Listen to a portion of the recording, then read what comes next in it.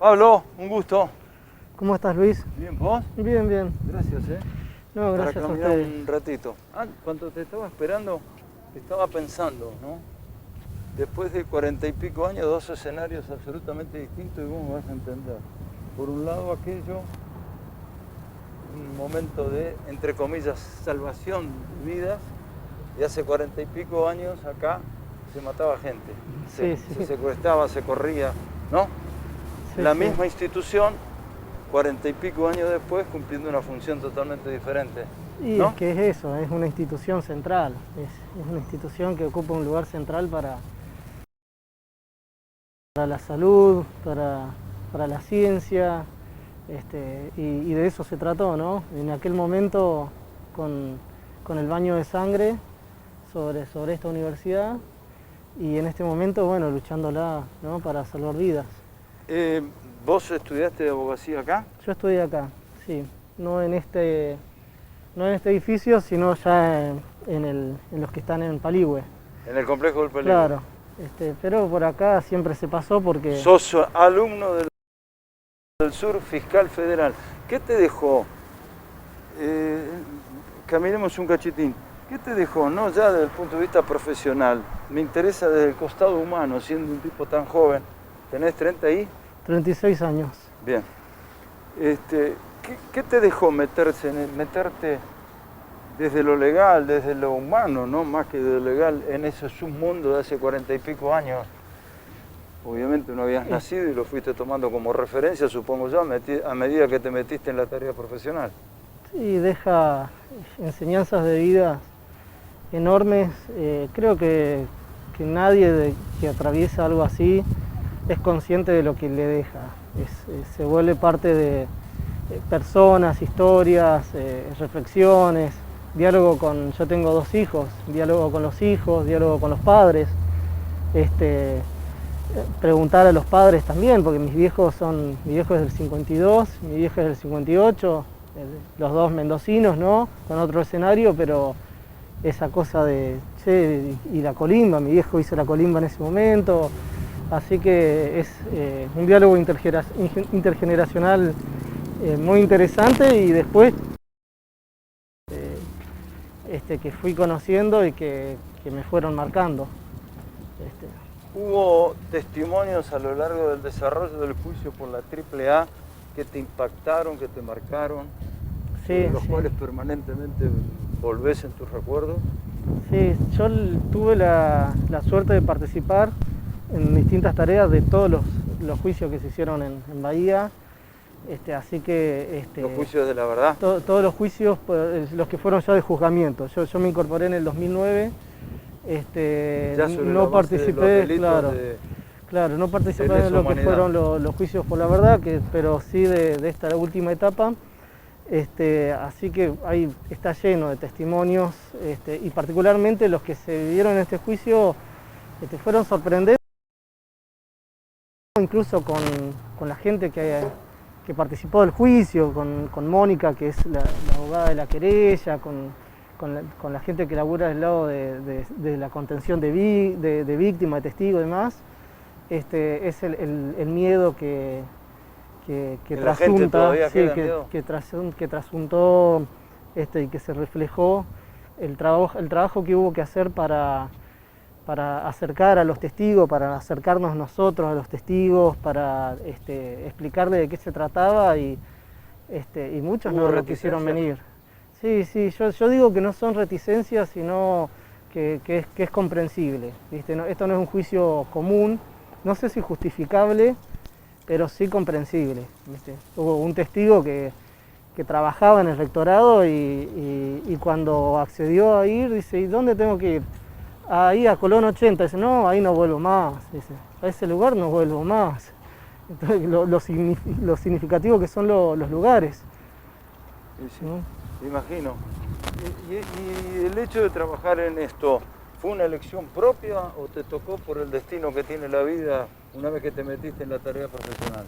No, son elecciones y tienen perfiles, cada uno. Me gusta particularmente el derecho penal, y siempre fue para mí muy convocante la cuestión de la memoria y el último golpe de Estado. Así que estuve un tiempo como pasante, hice toda mi carrera ahí adentro de la Fiscalía por delitos de lesa humanidad. ¿Te marcó humana? Sí, No sí. quiero... Me imagino, hiciste tu tarea como la haría cualquier otro, pero meterte en esas historias.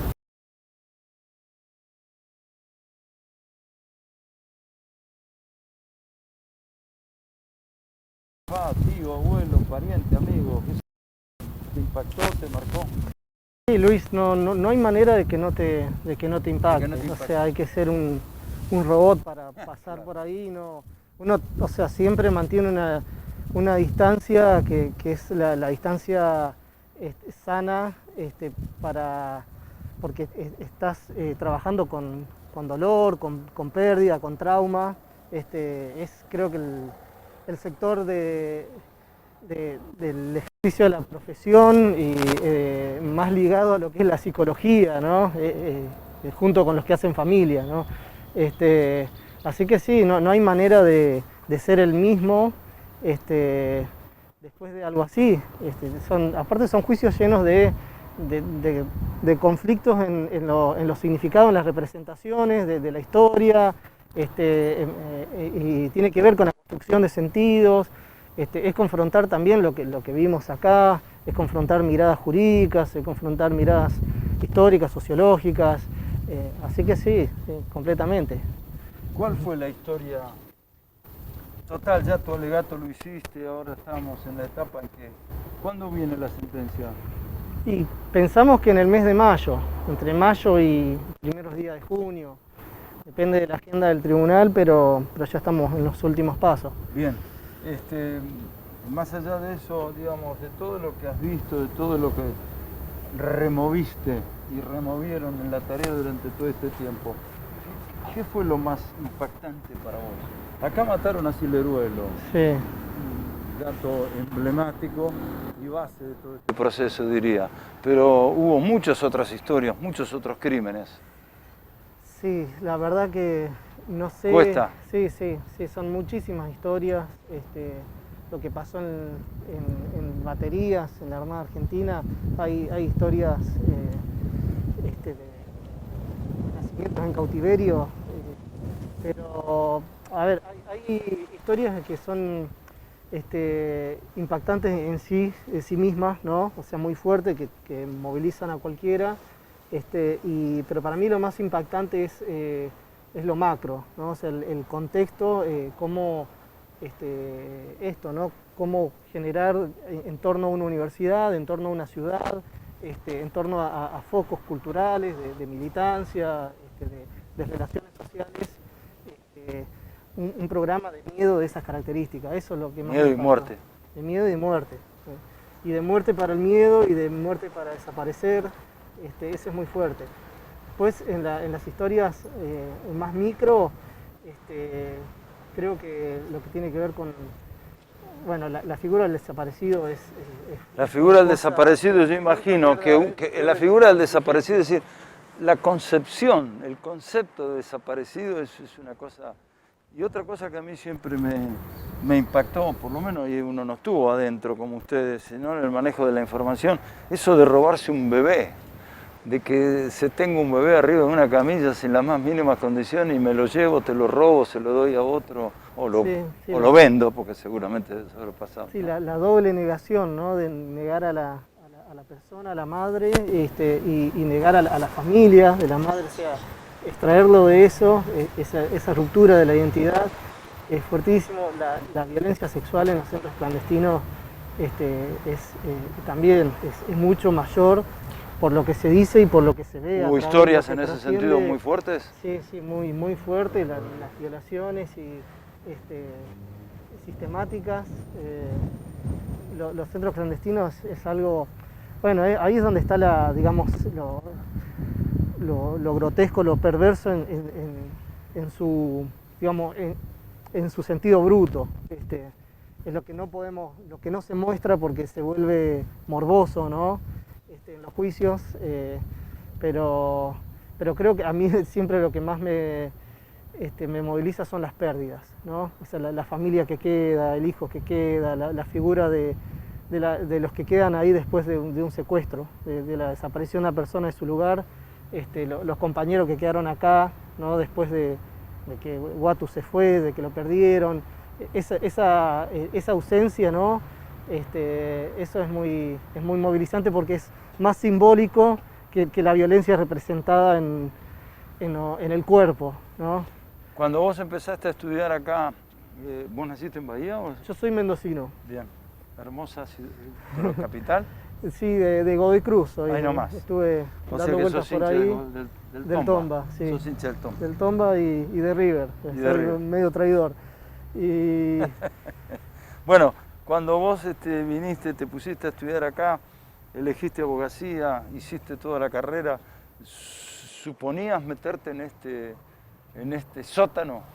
Y creo que uno no sabe, viste que la universidad es un lugar donde se te va abriendo la mente, se te va desconfigurando, uno trae cosas de la familia, de la escuela que le tocó y ahí te encontrás con el océano, de alguna manera, una universidad pública, o sea, y creo que sí, yo me acuerdo que yo no vengo de una familia de militante, pero sí siempre con mucho compromiso, con espíritu crítico sobre la realidad. Y creo que la primera mirada que tuve sobre esto fue una actividad que realizó, creo que fue Cañón, hacia el 2005, 2006, tal vez antes, que lo hicieron en el aula magna y no sé si fue para la entrega del honoris causa a Baltasar Garzón. Y fue claro, que vino en esa época, claro. Fue como ver un mundo que no lo estábamos viendo en la carrera, no lo estábamos viendo y eso fue por ahí de las cosas, más allá de siempre, en la secundaria la noche de los lápices es un emblema, o sea, claro. Eso, pero la cuestión de empezar a verlos del lugar del juzgamiento, ¿no? Desde la profesión que yo estaba eligiendo y demás, fue un poco eso. Decime, Pablo, y con las personas esas, vos dijiste de los vacíos, los amigos, que ya no, las personas que se quedaron sin el hijo, sin el padre, sin el novio, no sé, sin la nuera, sin la hija, sin la sobrina, ¿siguen teniendo miedo? ¿Vos ves que pasado 40 y pico años, en función de aquello, todavía experimentan ese temor lógico, comprensible? Sí, en términos generales sí, sobre todo para los padres, ¿no? Para los padres que en ese momento perdieron un hijo y quedaron otros hijos, pero esos son procesos que, esto es muy personal, pero lo que ves es que hay tuvieron distintas maneras de abordarlo. Claro. Algunos a través de un silencio bien marcado, riguroso, otros a través de la militancia y de contarlo. Siempre consideramos que la verbalización es un proceso siempre en un contexto de justicia, ¿no? En un contexto claro. En el que haya una recepción de lo que se dice, es un proceso simbólicamente y parcialmente reparativo, ¿no? Pero siempre en un contexto en el que la justicia recoja eso, que tenga acceso a la justicia. Si no, a veces el silencio también cobija a la persona, entonces hay distintos procesos. Sobre sí misma, ¿no?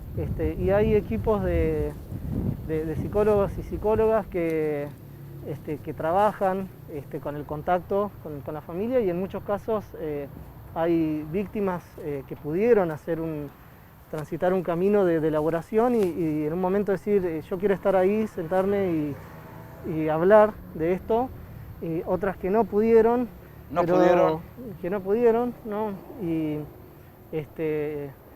Y bueno, lo que son los delitos sexuales en eso es paradigmático, o sea, hubo un silencio, casi un pacto tácito, porque por todas las implicancias que tiene, ¿no?, para las mujeres y para el cuerpo de la mujer y para la libertad de la mujer, haber sido sometidos a eso y sistemáticamente y respetar la posición de las demás, pero así todo pudimos avanzar también en ese sentido. Sigamos caminando, estamos con Pablo Fermento, fiscal del juicio de la AAA.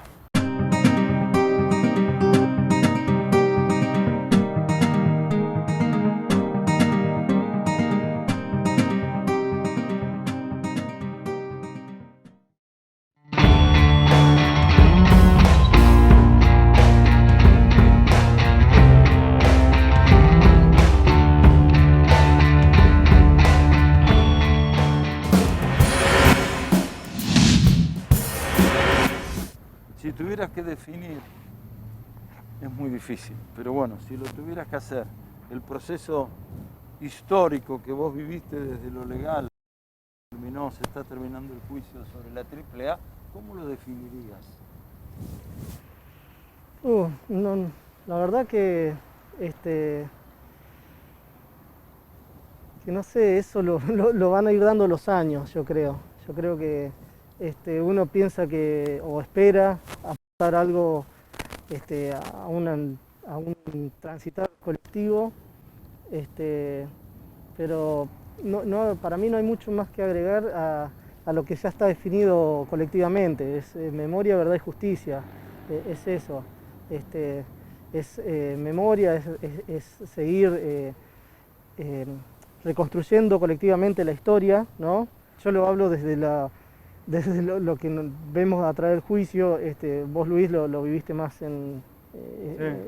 como ciudadano, ¿no? Sí, por ser de alguna manera contemporáneo, pibe, pero pibe ya, adolescente, pero contemporáneo, sí, es un proceso realmente que es como que hubiese tenido una especie de continuidad, digamos, ¿no? Porque también aquello de la AAA vos lo has vivido ahora en tu profesión, por el desarrollo de la tarea, digamos, vuelvo a decir, se vivió también en una etapa institucional, constitucional de la Argentina.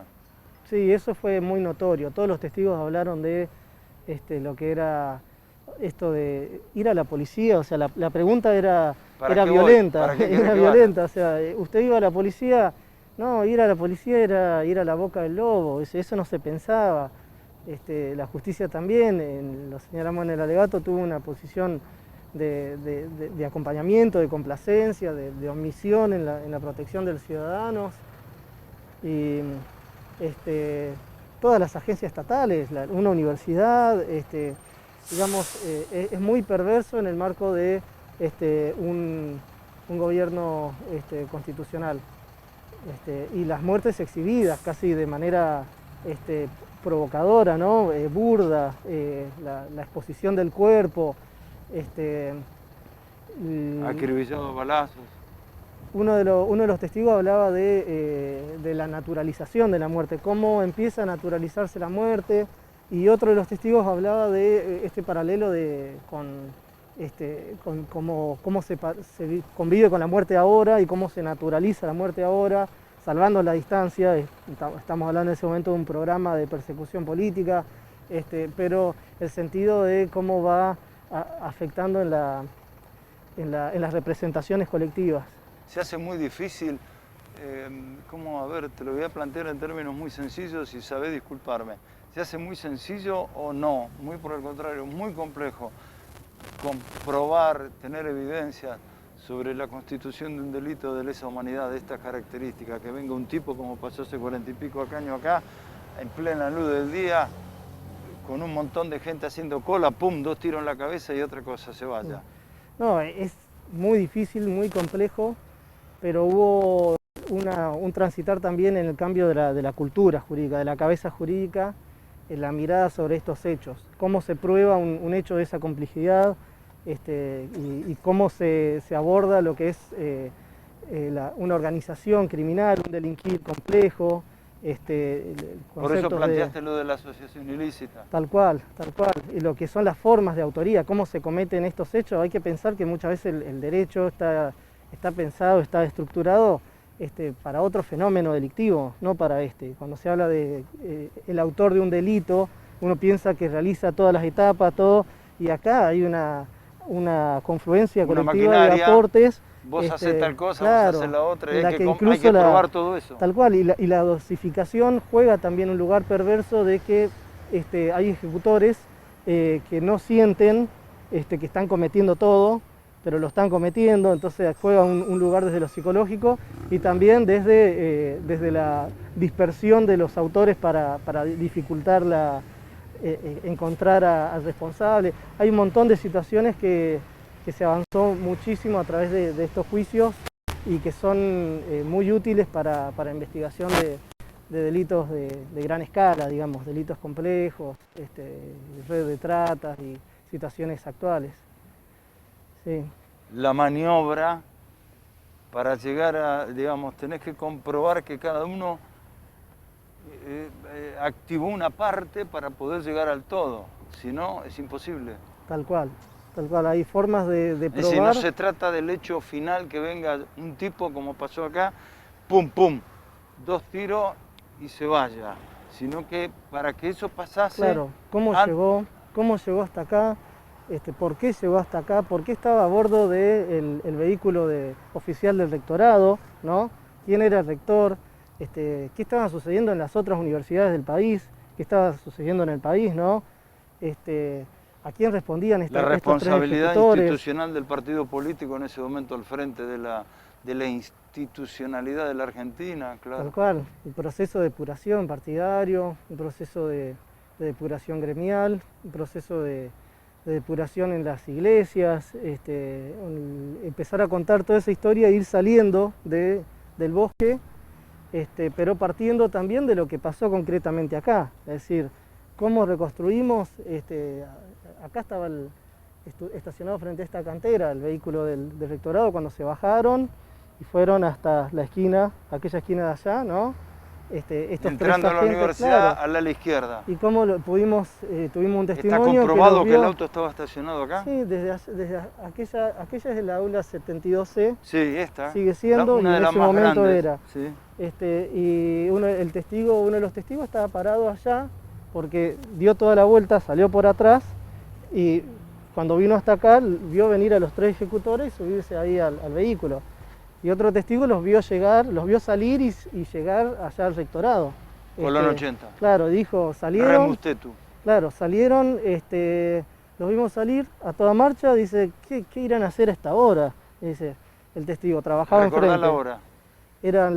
Cuando salieron, creo que el delito, no me acuerdo exactamente, pero fue entre las 10 y las 11 de la mañana. Pleno día. Los vio volver, dice, entre media hora y una hora después. En la universidad, por eso la cola de estudiantes. Era el segundo día de inscripción, eran 2 días de inscripción en las materias y este era el segundo de todas las carreras, o sea, de los que cursaban en agronomía, que en ese momento estaban en Rondó, de los de humanidades, y los que cursaban acá, todos haciendo fila para anotarse ver los transparentes, anotarse en las materias, y había una actividad de volanteo programada. Obviamente cuando hay movimiento en la universidad, están los militantes volanteando. Eso estaba haciendo Guato. Y ese día, que también lo mostramos en el juicio porque lo encontramos en la documentación de inteligencia, ese día, horas más tarde, el rector de la universidad fue a la mesa de los organismos de inteligencia, que era la comunidad informativa, acompañó el volante que llevaba Guatu en ese momento y acompañó una lista de personal docente y no docente que pedía ahí que fuera arrestado y puesto a disposición del Poder Ejecutivo. De esa gente, la mayoría se fue del país, o sea, no era una lista de detención, era una lista de muerte. O sea, en el mejor de los casos era de detención, ¿no? Y fue gente que se fue, que inmediatamente en cuanto lo supo y en cuanto pudieron, se fueron mínimo de la ciudad y en lo posible del país. No, la mayoría del país. Y lo mismo con la gente de las iglesias ligada al sector de la opción por los pobres. Como pasó con el que era una de las autoridades del Juan 23, ¿no? Claro, no me puedo acordar el nombre ahora. Y el vicerrector fue asesinado, que era Carlos Dorniak, y Benito Santecchia se fue del país. Las personas que quedaron, los testigos que eran sacerdotes también del Juan 23, se fueron todos, quedó uno solo. Se fueron a otras lugares del país para salvar sus vidas y bueno, la verdad es que eso fue lo que se vivió en la ciudad. Totalmente. Muchas gracias. ¿Te marcó? Sí, sí. Para siempre. Sí, son cosas que te marcan para siempre, sí. Muy amable. Gracias. Gracias.